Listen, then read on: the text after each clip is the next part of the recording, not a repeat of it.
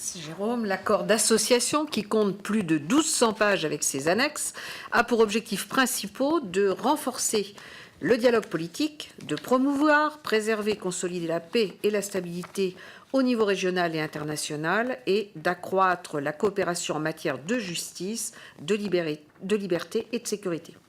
Alors l'accord met en effet particulièrement en avant l'état de droit et le renforcement des institutions et pratiques judiciaires, la coopération en matière de migration, la lutte contre le financement du terrorisme et contre les stupéfiants.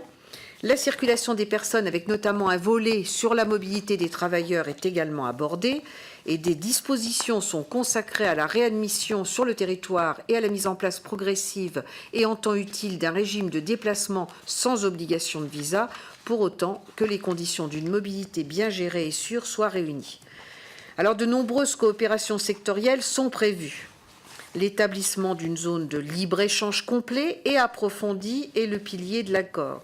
C'est sur ce point que les pressions russes ont été les plus fortes, dans la mesure où cela va à l'encontre des ambitions de créer un espace eurasien qui puisse concurrencer l'Union européenne. Les négociations ont été difficiles, certains points ayant été particulièrement sensibles. Alors, il s'agit d'un accord de libre-échange dit de deuxième génération, au sens qu'il ne traite pas seulement des barrières tarifaires, mais de l'ensemble des obstacles au commerce. Sur le volet tarifaire, l'accord prévoit une annulation de tous les droits de douane, après une période de transition maximale de 15 ans et des mesures de sauvegarde. Ainsi, l'ensemble des produits industriels sera libéralisé, avec des périodes de transition asymétriques en faveur de l'Ukraine pour les automobiles. La libéralisation tarifaire des produits agricoles est prévue, mais sous une forme limitée pour les produits agricoles sensibles, tels que les produits laitiers et l'huile.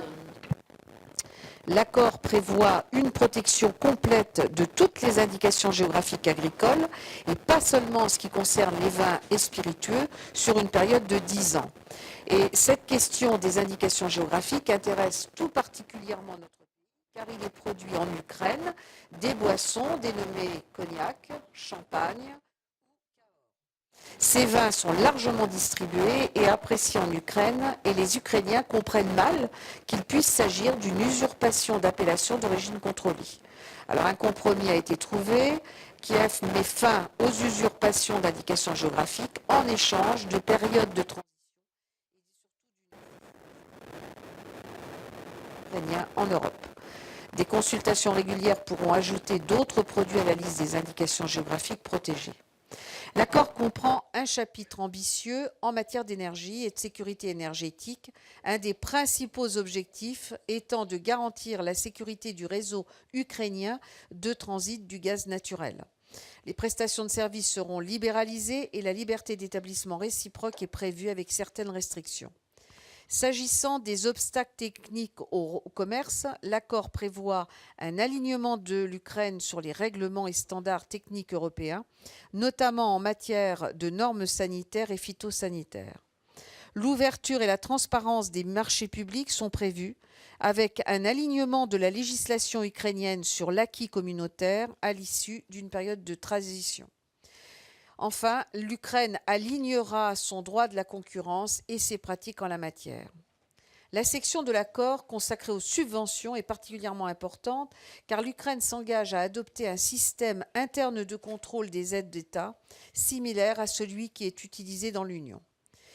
Dans le chapitre Commerce et développement durable sont inscrits des engagements concernant le respect des normes multilatérales en matière de travail et d'environnement, des procédures inspirées de l'accord de l'OMC sur le règlement des différends devraient permettre de résoudre les différends commerciaux, notamment en offrant à la partie lésée la possibilité d'imposer des sanctions proportionnées. Alors économiquement, l'intégration accrue de l'Ukraine dans l'Union devrait ouvrir des perspectives commerciales aussi bien dans l'Union européenne qu'en Ukraine. Et je repasse le flambeau à Jérôme.